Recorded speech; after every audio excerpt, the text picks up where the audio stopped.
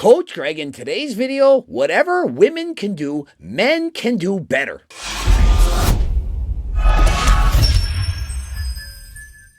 Ricky Valerie Coley, a trans model, just recently won the Miss Netherlands, is going to be competing at the Miss Universe pageant. And in case you're wondering, no, this is not the first time that this has happened. It's actually happened in the past. This is the second time a trans female has won against people who are born biological women. Transgender entrant to Miss Netherlands competition won the title. I hope he wins Miss Universe.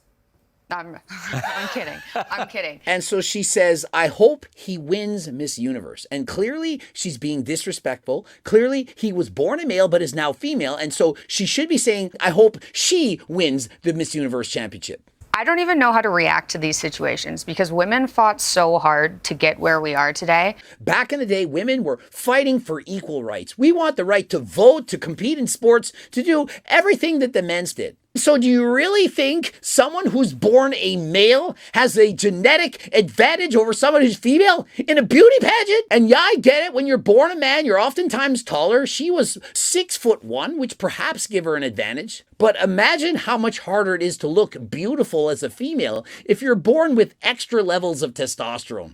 You can debate me if you want, but I'm telling you that most men probably going to find people who are born female to be more attractive than those who transition to being female. I'd be very happy if trans athlete sports women come and play in the American women's team. Well, fine, but what happens if they're all 11 biological males representing the American women's team? I mean, this can't be right, surely. And so imagine this. They decide that we need to have more trans males, trans females having high-level jobs in the world to make it more fair. And you say, yes, I support this. And they say, guess what? We have to fire somebody who's been born a male or born a female to make do for people who are trans. And you're thinking, yeah, that sounds fair. Until that person that's going to get fired is you. What if it's you that loses your job? What if it's you that gets fired because they have a replacement that perhaps is not as qualified as you, and they come in and take over for your job? But in this situation, in this case, in a Miss Universe pageant, I simply don't care. If a guy wants to dress up as a woman, identifies a woman who's transitioned, I don't care. Even if they haven't transitioned, even if they don't give a shit, if you want to dress up as a woman, put on makeup and enter a female beauty pageant and you're good enough to win, then you win. But remember this, do you really think that the fact that she was trans did not give her a political advantage to make her become the champion? I have no doubt in my mind that the judges knew she was trans and that weighed heavily on making their decision. When a trans female wins a beauty pageant in Miss Universe, it's going to make headlines. And so do you think it might have swayed the judge's decision a little bit? I mean, let's examine her photo.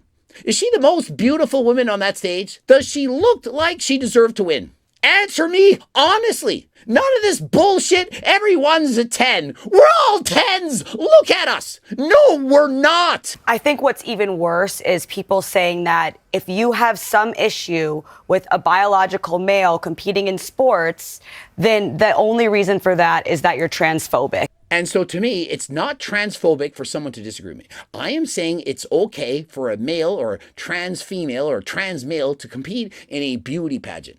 There's no genetic advantage, although I do believe there is a political one. And so I don't care that she's taking over this title. And if she wins the Miss Universe, she's probably going to get hundreds of thousands of dollars, sponsorships and so on. And she's taking it away from a perhaps biological female. But to me, so what? They're not given a genetic advantage. And so to me, it's fair game. But in sporting competitions, when you have someone born a male and they go and set a bench press record, well, to me, that is not fair. And if it continues at this rate, eventually, perhaps all the best athletes in the world competing in female athletics are all going to be people who were born biologically male. And I think that really just taints the whole entire issue. When it comes to pageants, I do want to get on the record that I think pageants are lame. And so in her own words, pageants are lame. Whether you think they're lame or not, at least they don't have an advantage for being born male. If a guy can go and dress up as a woman, get breast implants, go through surgeries, do whatever, and actually beat a woman at her own game, then so what? I don't care. And so I'm not transphobic. I'm not saying you don't have the right to dress the way you want, to act the way you want, to be who you want. But what I don't think is fair is when you take something away from someone else because you were given a special advantage. I mean, would you think it's fair if in the Olympics, they gave all the people in the Special Olympics a head start? Hey everyone, we know that you were born at a disadvantage. And so rather than running 100 meters, we're going to start you off at the 50-meter line.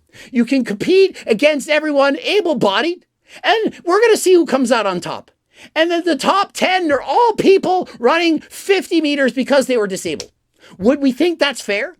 No. But what if they say, I identify as somebody who's the fastest person in the world?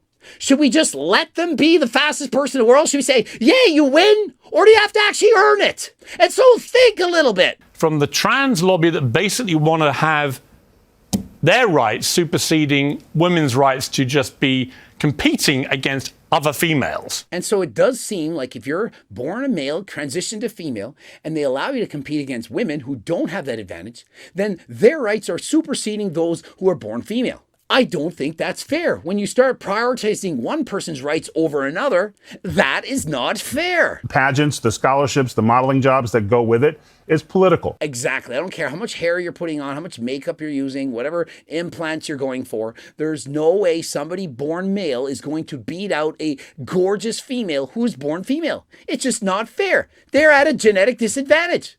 But yet this woman still comes out on top because, well, guess what? Politics over anything. And so I have nothing wrong with her competing in this competition. However, they should be judged by their own merit. They should not know she was born male. They should not know she's trans. She should simply stand there and compete as a woman, not as a trans woman, as a female. And so did she actually deserve to win?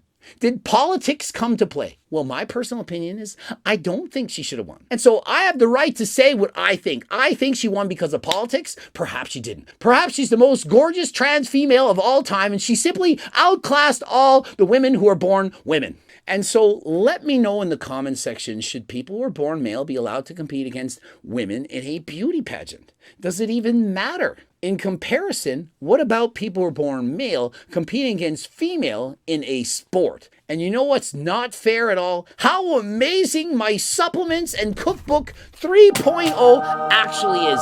This absolutely unbelievable. And so if you want an unfair advantage to everyone out there, get cookbook 3.0. And of course, all the supplements, including GO2 Max, the #1 supplement that I sell. Please check this out at my website. And if you can't afford anything, giving away a free diet and training program. It's close to 50 pages. Enter your first and last name and email address. It's coming right to you. Don't forget, if you want a discount, code Greg gives you 10% off on everything in store. Please like this video if you in fact liked it. If you didn't like it, then don't do anything. Just go on to the next. Subscribe, click the bell button, and check out one of those bloops. And cookbooks, training books, coaching plans by me and my team, The Circle, diet book, the Harder Than Last Time clothing line. You can get all that on my website. And until next time, I am out.